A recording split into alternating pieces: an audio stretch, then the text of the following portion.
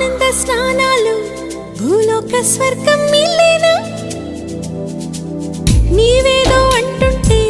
నీ చెల్లి వింటుంటే మీ వెంటే కాలం మాగేనా చీకట్లో లేవంటూ దీవాళి వచ్చినా వెన్నెలే మీకే ఇచ్చినా చిన్నోడి అన్నల్ని చేసింది నేనంటూ అంటుంది చెల్లి నేడే నేడే నేడే నేడేలే ఈ లోకం అంటేనే దేవుళ్ళు ఆడేటి మైదానం తెలుసా చిన్నోడా